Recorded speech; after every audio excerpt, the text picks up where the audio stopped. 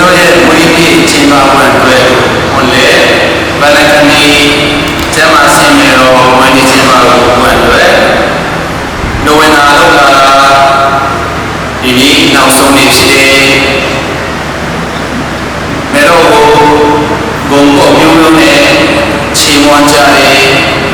တုံးတက်ကြတယ်ဝေမျှကြတယ်ဒီနေ့နောက်ဆုံးနိုဝင်ဘာနောက်ဆုံးနေ့မှာဝေမျှတုံးတက်နဲ့ခေါင်းစဉ်ရတော့ Mary Queen of the Families မေတော်ဟာခရိယာမိသားစုတိုင်းရဲ့မညင်မဆိုတဲ့ဒီခေါင်းစဉ်အောက်မှာတုံးတက်ဝေမျှတော့မှာဖြစ်တယ်အဲ့လိုမေတော်ကိုမျိုးမျိုးဘုံပေါ်မျိုးမျိုးတက်တဲ့အချိန်မှာအခါကြီးဆက်ဆိုကိုယ်နဲ့မဆိုင်ဘူးနဲ့တိတ်တိတ်ပေါ်မှာပတ်သက်တယ်လို့ခံစားရင်းနဲ့ဒီလိုမိသားစုလို့ပြောတဲ့အချိန်မှာကိုယ်နဲ့ပတ်သက်တာကိုယ်နဲ့သက်ဆိုင်တာအတုံးလို့ဒီပါတော်နာမင်းအတော်တော်ပေါ်အပြားချင်နာအေးတော့ဆိုင်ပေါ်လို့ကေတော့ကိုင်ပေါ်လို့လာတာဒီနိုင်စအဲ့ဆိုနာအင်္ဂါစတိနာဒီတဲ့ဆီယမေနာတုံးလို့ပဲမိခင်ခါနုမေခါအင်းနုပီခါချီဒီမန်ရလို့မေရောဟာလူသားတယောက်ရှိတယ်မင်းမသားတယောက်ရှိတယ်အင်းချောမိခင်တယောက်ရှိတယ်ဆိုတာမမေ့ပါဘူးအမေတော်မာရောက်ဘာကြောင့်အသေးတော်တွေပြောဘာလို့ပုံချုပ်တရားကြီးချင်းတွေလောက်လာလဲဘာလို့ပုံချုပ်နေတာလဲအဓိကအချက်၃ချက်ရှိတယ်ပထမကသူ့ရဲ့ဓမ္မရဲ့ယုံကြည်ခြင်းအတူယုံဝဲတွေဒုတိယကဓမ္မရဲ့နှိမ့်ချခြင်းအတူယုံဝဲတွေတတိယကတာမီရဲ့မိသားစုအတွက်ဆွေမျိုးသားချင်းရဲ့အများအတွက်အများကောင်းစားရဲ့အတွက်ကောင်းစားခံပြီးတော့အနိနာခံနေပါတာကောင်းစားခံကောင်းရှုံခံပြီးတော့ပေးဆက်တဲ့အစိမ်ခံခြင်းစိတ်ဓာတ်မေတော့ရဲ့စိတ်ဓာတ်နဲ့လုံရဒီတော့ကိုအတူယူဝဲလွယ်ဒီဝဲချက်တဲ့အနိကမေတော့ကလာဒီကြည့်ခြင်းမေတော့ဘုံကျုပ်ခြင်းဖြစ်အဲ့ဆိုရင်မေတော့ဒီမေတော်မာယာကမိခင်တယောက်ရှိတယ်မိမသားတယောက်ရှိတယ်မိခင်တယောက်ရှိတယ်ဆိုအဲ့ဘုံဘောမှာမိသားစုရဲ့တော့ဘယင်မလို့အဲ့ဒီတော့ဆင်အောင်မှာကျွန်တော်တို့တယောက်စီနဲ့ပတ်သက်တယ်ဘလုံးပတ်သက်တယ်အဲ့တမန်ရဲ့ယုံကြည်ခြင်းအတူယူတဲ့နေရာမှာမိသားစုဇလန်းစာတော့ထင်လွဲမှားနဲ့အစပြုပြီးတန်ရှင်တော်ဘုရားရဲ့ဘိုးတော်အားဖြင့်ပေတော်ဟာပရိသေဆွဲကိုယ်ဝန်ဆောင်တဲ့နောက်ပိုင်းခဆရာကြီးဖားနေတာကနောက်ပိုင်းအလုံးပါတော့ဘုံဟောင်းနိုင်လို့သူခင်ပေါ်တဲ့ကုမ္ပဏီကိုယ်ဝန်ဆောင်နောက်ပိုင်းကအဲ့ဒီအခါတော့ဘယ်လိုလုပ်တဲ့အချိန်လဲကျွန်တော်မပေါ်ဘဲနဲ့ကိုယ်ဝန်ဆောင်တဲ့မိမကိုကြောက်ခဲပြင်းတဲ့အချိန်အဲ့တော့ဘာဆိုလို့လဲအမေတော်မာရသူ့ယုံကြည်ခြင်းနဲ့သူ့ရဲ့ဘုရားသူ့ရဲ့တရားနဲ့သူ့ရဲ့ဘဝလုံးချုပ်ကြီးသူ့ရဲ့အသက်သူ့ရဲ့ကောင်းသူ့ရဲ့ကိုယ်သိအောင်လဲယူလိုက်တာဖြစ်အဲ့တော့ဘယ်တရားစေဘဝမှာဒီဘဝအရေးကြီးတဲ့ဘဝဆုံးဖြတ်ရတဲ့အချိန်မှာကိုယ့်ယုံကြည်ခြင်းနဲ့ကိုယ့်ဘဝလုံးချုပ်ရေးနဲ့ကိုယ့်ရဲ့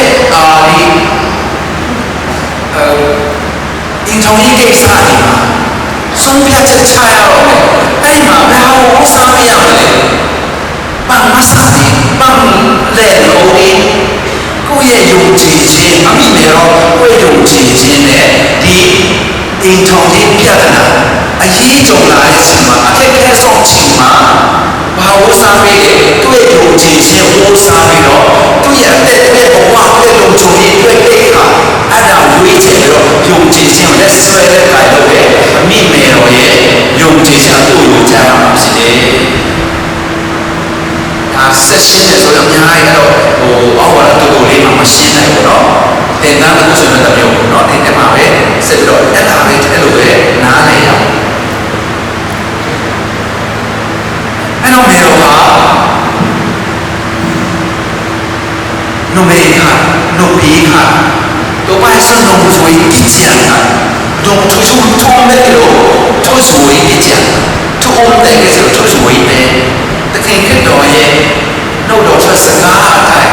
ဖခင်ရဲ့လူတော်တဲ့အရှိန်နိုင်တဲ့ဟောသူဆိုရင်တော့လို့အရင်ကဒီတည်းရဲ့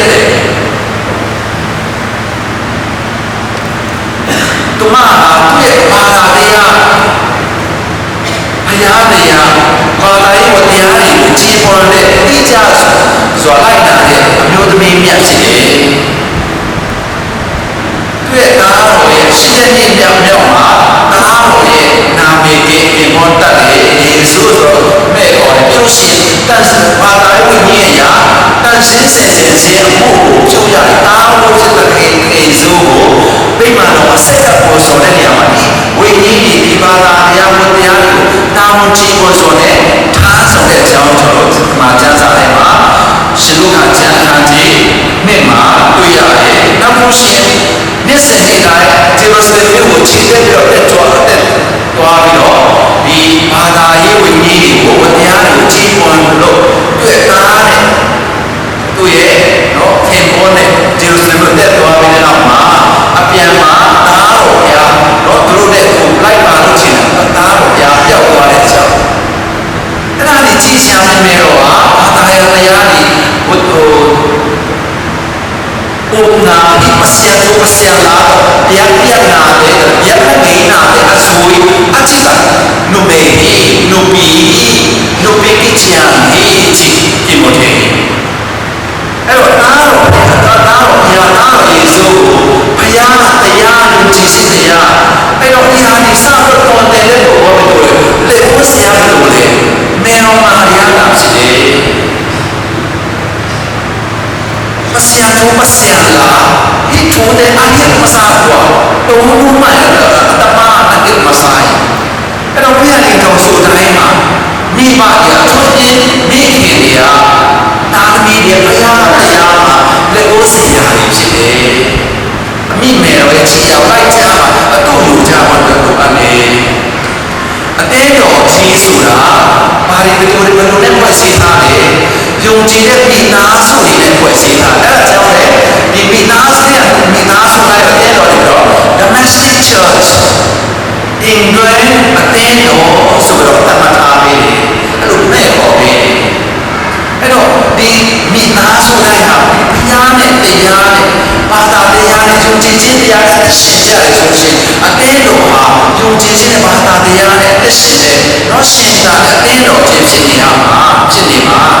ဒီအသေးတော်ကြီးကမိသားစုလိုက်ဟာဘုရားတရားမှာတော့ယုံကြည်ခြင်းမှာပြည့်စုံတဲ့ပြိုလဲတယ်ဆိုရင်အသေးတော်ချက်ပြိုလဲနေတာဒီအသေးတော်ဒီအသေးမိသားစုလိုက်မှာခရစ်တော်ဟောတဲ့တရားယုံကြည်တရားတော်ရှင်းတာတယ်ဆိုရှင်အသေးတော်ကြီးကတက်ကြွတဲ့ရှင်းတာတဲ့အသေးတော်ဖြစ်လာမှာအဲ့ဒါကြောင့်မိမိတို့တရားစင်တာဆိုတာမှလည်းလေဘုရားရဲ့တရားနဲ့ယုံကြည်ခြင်းကိုအခြေခံပြီးတော့အသက်ရှင်တဲ့မိသားစုမင်္ဂလာရှိတဲ့မြတ်တဲ့ပျော်ရွှင်တဲ့တန်ရှင်းတဲ့မိသားစုဖြစ်ဖို့အတွက်ဘာလိုအပ်လဲအမိနေတော်ရဲ့ယုံကြည်ခြင်းအတူလိုအပ်အတွက်လိုအပ်တယ်ဒါကြောင့်လေရှင်လောကအားဖြင့်အခန်းငယ်45မှာယုံကြည်သောမိမဒီမင်္ဂလာရှိဒီဘုရားမင်းဆိုရရာကိုယုံကြည်သောမိမဒီမင်္ဂလာရှိတန်ရှင်းတဲ့မိသားစုဖြစ်ပါတန်ရှင်းတဲ့ထောင်စုဖြစ်ပါမြင့်မြတ်တဲ့မိသားစုဖြစ်ပါအတွက်ပျော်ရွှင်တဲ့မင်္ဂလာရှိတဲ့မိသားစုဖြစ်ပါဘာလို့လဲမင်္ဂလာရှိတဲ့ယုံကြည်တဲ့မိမဒီယုံကြည်တဲ့သားသမီးတွေလိုအပ်တယ်ယုံကြည်သောမိမဒီမင်္ဂလာရှိအဲ့တော့အကြောင်းတိုင်းကအမေလိုပဲမင်္ဂလာရှိလို့မြင့်မြတ်တဲ့သူတွေပျော်ရွှင်တဲ့သူတွေတန်ရှင်းတဲ့သူတွေဖြစ်သွားတဲ့အတွက်အမိမေတော်ယုံမိမေတော်ရဲ့ယုံကြည်ခြင်းတော်လိုအပ်တဲ့လိုအပ်တယ်ဒုတိယအနေနဲ့မေတော်ရဲ့နေချခြင်းပါပြီအဲ့ယုံကြည်တဲ့အတွက်ကြောင့်ယုံကြည်ခြင်းတွေမှာဆင်းရဲလာလေနေချခြင်းမနေချတဲ့သူတွေမယုံကြ တဲ့သူတွေဖြစ်တယ်မေရောမာရယုံကြည်တဲ့အတွက်နင်းချတယ်ဘယ်လိုနင်းချအခုနဖတ်ရှုတဲ့ဧဝံဂေလိကျမ်းမှာသူနိပိဇာနာဆန်တော်ဆိုမှာမေရောမာရအမြင့်ဆုံးဘုရားရဲ့နာတော်ရဲ့မိခင်ဖြစ်ရတော့မယ်ဆိုတဲ့တည်တော်ကိုကြားရဘယ်လောက်ဘုံရှိလဲဘယ်လောက်ဝမ်းသာစဘယ်လောက်ပြောရှင်စရာဟောလဲဘယ်လောက်ဘုံပြောစရာမဟာဗျာနာကိပါဟောမဟာနာနွားဟောအယံတော်ဝိနာကိပါတပိယနွားတပိယကိပါစာကီလိုသူဘဝမမြင့်သွားဘူးမာနမထောင်တော့မာနမကြီးသွားမာနမကြီးတဲ့ဘယ်လောက်တော့မနေကြကျမဘုရားရှင်ရဲ့အစေခံမတာဖြစ်ပတ်စံစစ်လန်ကိုဒီချီနာအမပတ်စံနဝဆောဟာနာနကိဖာစာတော့နကိနီယစာတော့ကိနီယံပြဆန်ဆန်ပတ်စံစစ်လန်ကိုဒီချီနာနကိနီယံပြခိနီယံအဲ့တော့အဝေမာရိယအဝေမာရိယလို့ခေါ်တာ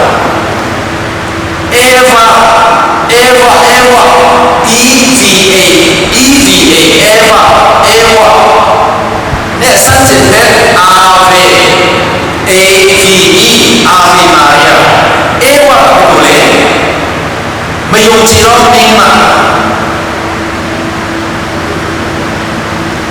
မာနထောင်တော်နေမှာနာမခံတော်နေမှာဒီဟာကိုစัจတဲ့ Eva ရဲ့စัจတဲ့အာဝေမာရိယယုံကြည်သောမင်းမနေချသောမင်းမနာခံသောမင်းမ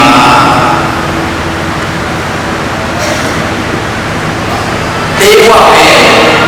အုံလုံးကိုအကိပစာကိုအကိယဆန်ကိုထုမှန်လို့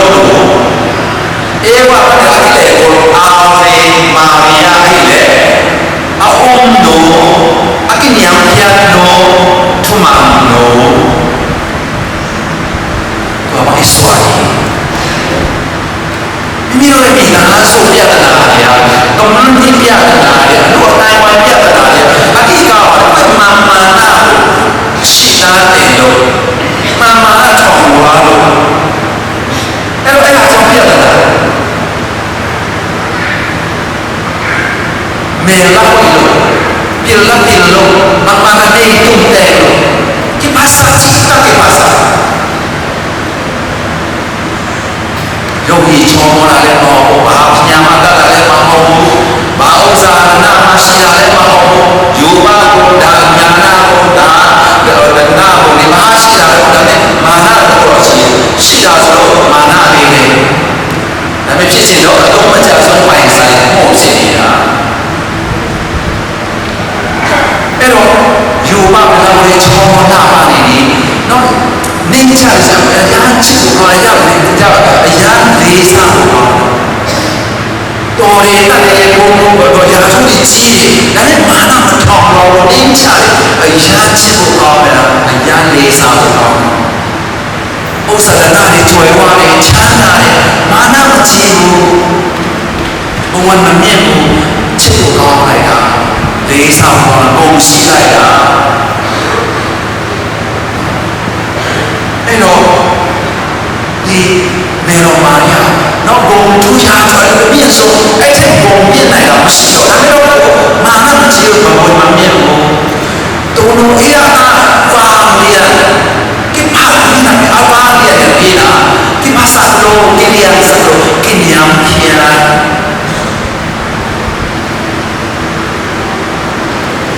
နမခေါ်ပါရမမဘုံပဲကောဒီကောကွန်ချာကနမွိနာน้องไฟน่ะเอาพวกหอยของบ่อยนะ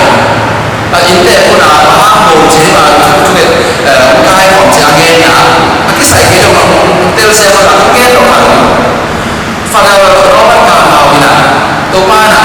แต่တော့သူရဲ့จิตတကယ်นะအမแต่အစဲငယ်လိုက်လို့ကဲจิตတကယ်นะနော်နမ်တဲ့ကဆဲလိုက်အစဲငယ်လိုက်တော့ပေါ်ကတော့ဘယ်လိုမှစိတ်ကကြီးကလုံးစင်စွာကကြီးก็เป็นบางอย่างที่เลยที่เตะลีเล่นกับทุนเล่นลีบ้างนี่นะแต่เตะsorry โมทีทุนเล่นลีบ้างนี่นะ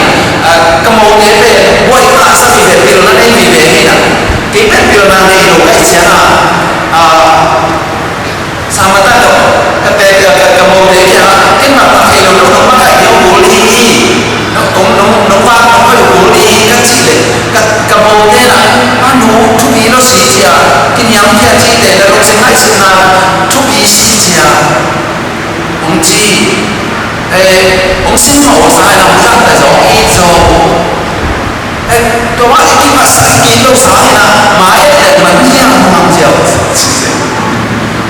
မာနာတဲ့လူငယ်ငါရဲ့အတော့အကြီးလက်ဆိုင်အဆိုင်ဒီပတ်တယ်ဒီလိုဆိုင်တော့ဒီလိုစားနာကင်းရမ်းပြတဲ့ရောက်နေတာမားကြောက်တယ်မားကြောက်မှအောင်ကြောက်ချင်တယ်အဲ့မားတော့မားတယ်ချွေးမားနေနဲ့ချွေးမားနေတော့မားချာနော်အဲ့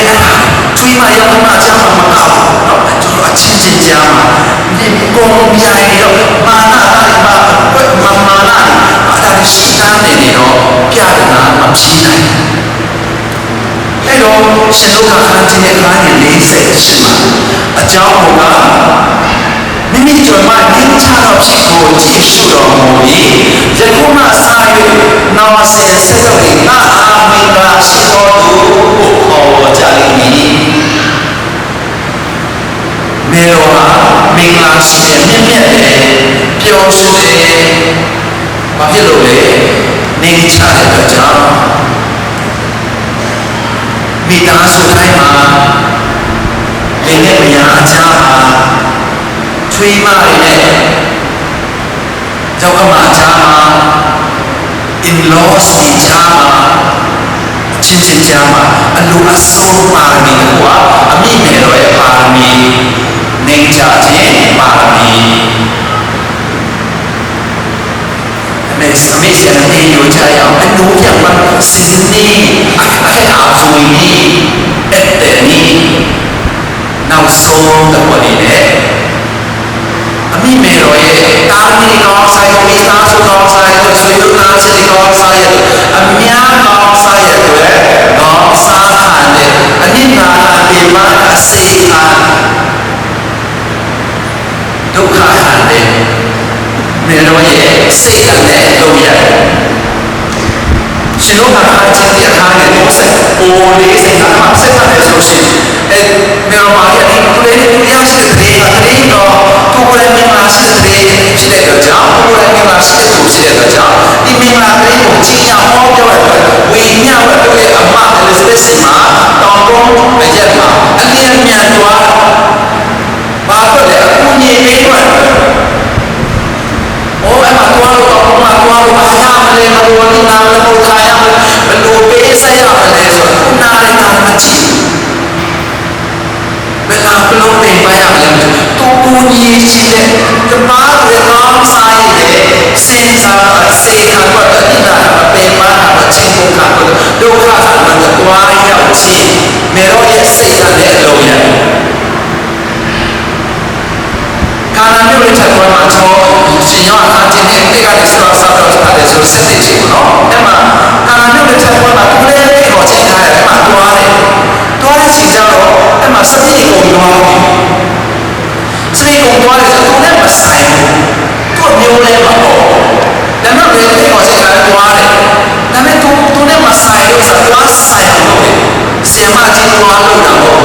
တော့ဆိုတော့လေစုကြည့်တွားလို့တော့အဲ့တော့ဘာလို့လဲသူများဒုက္ခရောက်နေတာသူများပွဲရဲ့မှာသူများအဆက်ပွဲဖြစ်နေမှာဒုက္ခရောက်နေတာမကြည့်ရတဲ့အတွက်ကြောင့်သူနဲ့မဆိုင်လို့ဆိုင်အချင်းကမလေးကမနိနာခံပြီးတော့ဒုက္ခခံ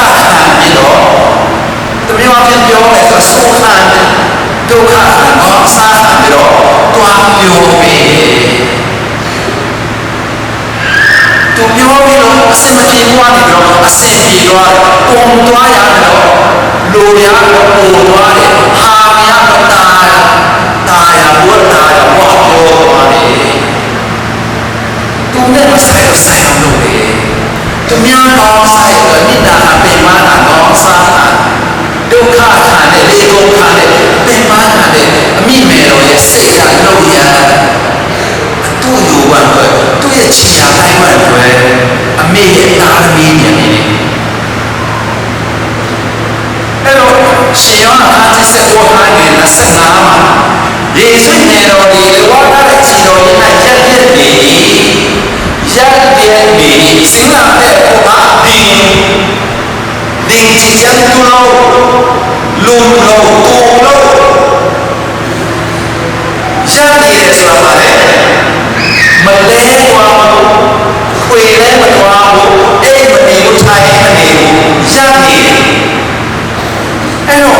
လုံးဆိုလို့လေအဲ့ဒီနေရာမှာငါတို့လာဆိုတော့ကျွန်တော်မတို့လာဆိုရှင်ဒါလေးမထားခဲ့တာလေအမေတယောက်တည်းတော့ကျွေးမတော့ပါလေနော်အမေတို့ကလားဆိုတော့သူရဲ့အတ္တကိုပေါ်ထွက်တော့စကားတော့မထွက်တတ်တပါးကိုလည်းဝါချက်တော့ဆိုရှင်ခနာရှိတဲ့ဘောတော့ချင်းမောဆိုရှင်ပတ်ဆက်ဖွင့်တယ်ပတ်ဆက်အားအကမ္ဘာကဲနေရပြောတယ်ဒါမျိုးလေသူ့အတွက်ဆိုရှင်ခေါ်မှမထွက်မပြောအကမ္ဘာအားဒီလားအမအားအမတော့ဒါလေအကမ္ဘာတော့ကဲနေအကမ္ဘာကဲတော့မိယာနေမိဖတ်တော့အဲ့ဒီလေကဲပတ်စံမှန်တာလေကဲအကမ္ဘာတော့အမအားအားဆိုတဲ့အမတော့အဲ့ဒီအကမ္ဘာကြည့်ဘာတော့ဘာမှကပ်နေလို့လေစိတ်ထဲမှာဆိုင်လာတယ်ဒီတခါလေးမှာစိတ်ရဲ့မျက်ရည်ချစိတ်ထဲမှာမျက်ရည်ချမှာဟောတယ်တော့လေတောင်းပေါ်ဆိုဘာလို့လဲဒီမှာငိုယူနေလို့ဆိုတော့ခွေတဲ့လို့ရှိရင်ဒီမှာတော့ခါနေတဲ့သားကိုကြားတော့မှနှဆတ်သွားတော့ကောက်လို့တင်းချူတယ်ဘာအတပါးရဲ့ဒီအမရဲ့နာကိုအမတပါးရဲ့ဒီတားကိုပြောင်းပြင်းနေတော့ခေါ်အားပေးတော့မာချက်နေပြီအဲ့တော့ပြေဆုံးပါစေဆိုတဲ့ဘုံပြုခြင်းပါတော့စိတ်ဆင်းရဲရမယ်ဆိုရင်လူလေးပဲပြေဆုံးပါစေဘုရားတော်စိတ်ခံနိုင်တယ်ပြောတော့ပါွယ်အဲ့တော့ကိုယ်သွားဆိုရှင်သူစကားမထွက်မလို့သူလည်းဝါနေမှာဘာလို့လဲဒါတော့နေနေွယ်ွယ်အမေရှိသွားဒီလိုပေးဆက်အနိနာတယ်ပြင်မတော့ဆန္ဒဒုက္ခတယ်ဒီလိုမြင့်မြတ်တဲ့နေတော်ရဲ့စိတ်ဓာတ်နဲ့လုံရသူ့ယူချပါတော့မေတော်ဘုံစုတဲ့နေရာမှာဒီမေတော်ဘာကြောင့်ဒါချင်းချင်းကြိုးကြရတယ်ဘုံကြိုးကြရတယ်ဒီအချက်သုံးချက်သူ့ရဲ့ယုံကြည်ခြင်းအတူယူမှလို့သူ့ရဲ့အိမ်ချာချက်အတူယူမှသူ့ရဲ့မြင့်မြတ်တဲ့စိတ်ဓာတ်နဲ့လုံချက်ရဲ့အတူယူမှလို့အနည်းတပါးကိုကောင်းစားတာပြီးကောင်းစားမိသားစုကောင်းစားဆွေမျိုးသားစီကောင်းစားရဲ့အများကောင်းစားရဲ့ကောင်းစားတဲ့နိနာနဲ့ပေပါနဲ့အစေနဲ့ဒုက္ခနဲ့မြေတော်ရဲ့စိတ်နဲ့လုံးရမျိုးကိုအတူယူမှလို့ဘုံပြုရခြင်းဖြစ်တယ်အမေချီရလိုက်ကြရအောင်